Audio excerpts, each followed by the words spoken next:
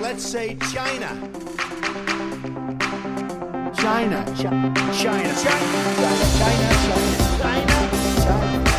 There are next door neighbors, and you can actually see Russia from land here in Alaska. You go over to China.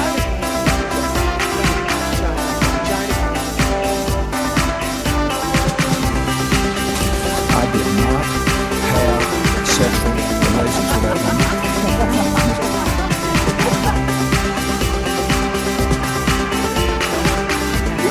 Trump statement, tweeting out insults to Angela Merkel. What's he doing? Ladies and gentlemen, please welcome your host. Yes, hello, and welcome. I am James Andrews, and you are listening to So This Happened, the only news you need if your name is Barbara. So Barbara, this episode is for you. It's Thursday, the 6th of July 2017, and I wanted to start today off with some words from the Reverend Donald Trump. Our religious liberty is enshrined in the very First Amendment in the Bill of Rights. The American founders invoked our Creator 4 times in the Declaration of Independence. Benjamin Franklin reminded his colleagues at the Constitutional Convention to begin by bowing their heads in prayer. I remind you that we're going to start saying Merry Christmas again. Yes, because the two things have a huge amount in common. Anyway, thank you for showing us, Donald, that there is still a separation between church and state. Very important. And also thank you for excluding more than half the country who maybe celebrate Hanukkah or Kwanzaa or just don't celebrate Christmas. And I'll be quite honest, I have no problem if somebody says to me, hey, Merry Christmas. I love Christmas. I've always loved Christmas since I was a little boy. But I also understand that you do have to be quite sensitive. And if somebody walks in with a yarmulke on their head, you probably don't want to say Merry Christmas to them. I mean, you certainly don't want to now in July because you'll look like an idiot. But I'm actually talking about in December. If you see someone with a yarmulke, or a different kind of head wrap, you don't necessarily want to say, oh, by the way, Merry Christmas. Because A, you'll sound like an idiot, and B, it's just slightly insensitive because, as we know, America is a massive melting pot, and that's what makes it absolutely wonderful, is all these different people from different countries and different religions all sort of coming together and saying, hey, how you doing? Here we are, America, Merry Christmas. And incidentally, Fox are filming a TV program right now, which will be airing in December, called How the Donald Saved Christmas. And that also stars Jared Kushner as the evil Jew who tried to take Christmas away from America.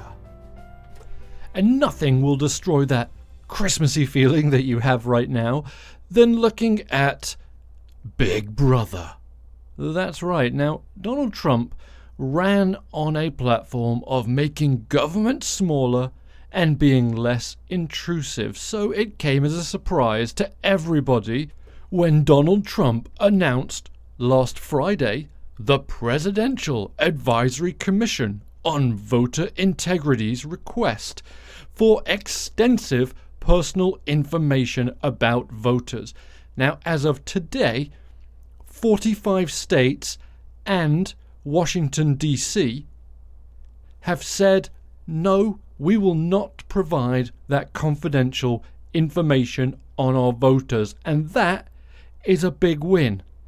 Now let's have a look at what the Trump panel wanted from states.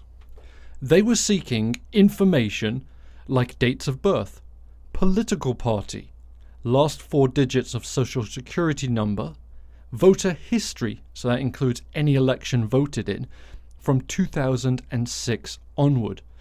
Active, inactive status, cancelled status, information regarding any felony convictions, information regarding voter registration in any other state, information regarding military status, and overseas citizen information. So for an administration that says we want to make government smaller because right now the government has too much power, this is a tremendous amount of personal, confidential information the government is asking for. And of course, this all comes from Donald Trump's theory that 3 million illegal immigrants voted in the 2016 presidential election, which gave Hillary a bigger popular vote than Donald. Because, make no mistake, that is all this is about. Donald Trump is really pissed off that he did not win the popular vote. So in his mind, he says, look, the only way I didn't win was because 3 million illegal immigrants voted for Hillary Clinton. Some of them were dead. Some of them were never even born. But that's how she got the popular vote, because they were illegal people voting. And I'm going to put a stop to that right now, because you may have noticed I am an immigrant, okay? And I can tell you right now that if you are not a citizen of the United States of America, it is almost impossible to vote in an election. Just getting a driving license is an absolute pain in the arse. So voting, it's a no-go. I'm a pretty smart person, okay? And I have some, wits about me, but I can guarantee you there is literally no way I could vote in an election. No way. So this idea that 3 million illegals voted to give Hillary this bump is complete and utter bullshit, because it can't happen. I'm telling you, you probably don't believe me, that's fine, but it cannot happen. Trust me. Oh, I said trust me, and I always say if someone says trust me, don't trust them. So I take that back. I redact that statement. Don't trust me. But it is impossible. Trust me. And there are a lot of senators, both Republicans and Democrats, who have come out and sort of said, this is ridiculous. There's no way that our state is going to give that amount of information to the government. And some of them are just priceless. My favorite actually comes from the Kentucky Secretary of State, a lady called Alison Grimes. And she said, I'm going to read it in my Kentucky accent, so I apologize for that. But there's not enough bourbon here in Kentucky to make this request seem sensible. I love that. And it's really good. Other snarky comments come from a Republican who is the Mississippi Secretary of State, Delbert Hosemann, and he said, they can go jump in the Gulf of Mexico, and Mississippi is a great state to launch from. So that's pretty good. And so all these states are essentially just saying, no, that is too much. And that's great. And I hope they stand their ground, because this is information that the government does not need. Voting is supposed to be confidential. If you don't want to tell someone whether you voted Republican or Democratic, then you don't have to. That's your right. And the government forcing people to say, yep, they voted Republican, they voted Democrat, that's wrong. So well done, 45 states, and the 5 states that didn't. What the fuck is wrong with you? Come on, get on board. And now, onto the Bible Museum. Have you heard of this? It's the Bible Museum. It's being built in Washington, D.C. by Steve Green, who is the president of Hobby Lobby. Now, this is going to be one of the largest museums in D.C. It measures about 430,000 square feet. And this is being built literally next to the seat of US government. It's going to be literally a block, or just a couple of blocks from the National Mall. So there's that nice separation of church and state happening again. Anyway, they're in the news today because they were just ordered by a court to pay a settlement of $3 million because they smuggled in some ancient artifacts to display in the Bible Museum. They also have to hand back these smuggled goods. Now, predictably, in a statement, the CEO of Hobby Lobby said, developing a collection of historically and religiously important books and artifacts about the Bible is consistent with the company's mission and passion for the Bible. The statement then went on, the company was new to the world of acquiring these items and did not fully appreciate the complexities of acquisitions processes. And this resulted in some regrettable mistakes. And then it went on to say, our passion for the Bible continues, and we will do all that we can to support the efforts to conserve items that will help illuminate and enhance our understanding of this great book. So they're saying, look, we didn't know that we were smuggling these items in. We just thought we bought these scrolls and tablets and, we didn't know it was smuggling. But the prosecutors in the case said that the purchase was fraught with red flags and that the company never met the dealer. They worked with a middleman instead, and they made payments from 7 private bank accounts.